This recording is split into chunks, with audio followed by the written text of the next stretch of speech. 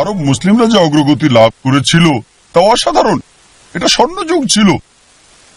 ইতিহাসে দেখবেন, আমি আগেই বলেছি, প্রথমে যে ব্যক্তি বিশ্বের মানচিত্র এঁকেছিলেন তিনি আল ইদ্রিসি 1154 সালে।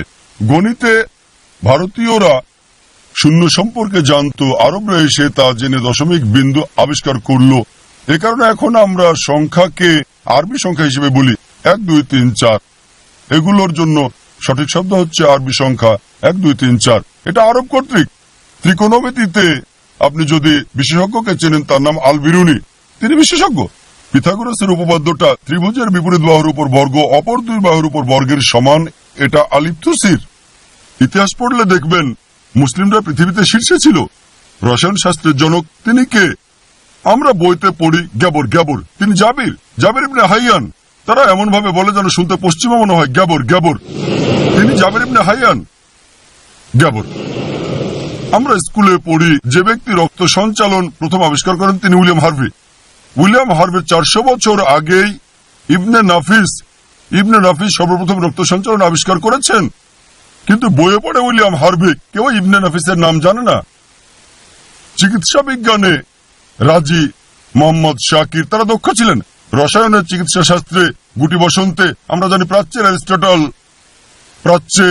অ্যারিস্টটল অ্যাভিসিনা, আলী ইবনে সিনা অ্যাভিসিনা। তাই বিজ্ঞানে আমরা মনে করি এটা পশ্চিম অ্যাভিসিনা, তিনি আলী ইবনে সিনা। আমি শত শত মুসলিম বিজ্ঞানীর নাম বলতে পারি, তবে আমি আপনার সাথে একমত।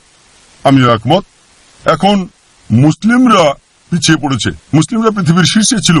বর্তমানে মুসলিমরা যে কারণে পিছিয়ে পড়েছে এবং আমরা অপ্রীতিকর চাপ সামলাচ্ছি, কারণ ওই সময়ে আমরা বাস করলে মুসলিম হিসেবে করেন। অমুসলিম দেশে মুসলিম হয়ে বাস করলে কোনো সমস্যা নেই, কিন্তু অমুসলিম দেশে অমুসলিম হয়ে বাস করলে তো সমস্যা আছে। তাই যদি বাস করেন মুসলিম হিসেবে এবং কোরআন সুন্নাহর অধীনে থাকেন তাহলে কোনো সমস্যা নেই, বাস করতে পারেন, কোনো সমস্যা নেই। জন্মগ্রহণ করলে তো বাস করতে হবে। হিজরত করার ব্যাপারে বিশেষজ্ঞদের বিভিন্ন মতামত আছে। বিশেষজ্ঞগণ কিছু বলেন হ্যাঁ, কিছু বলেন না। হিজরত করতে পারেন শুধু জ্ঞান অর্জন, দাওয়া বা অন্য কোনো কারণে, অর্থোপার্জনের জন্য ইত্যাদি বিভিন্ন মত। কিন্তু জন্মস্থান হলে তো ঠিক আছে। তবে নিশ্চিত হন আপনি মুসলিমের মতো বাস করছেন। মুসলিম মানে যে ব্যক্তি আল্লাহর কাছে নিজের ইচ্ছাকে সমর্পণ করে, তাহলে কোনো সমস্যা নেই। আশা করি উত্তরটা পেয়েছেন।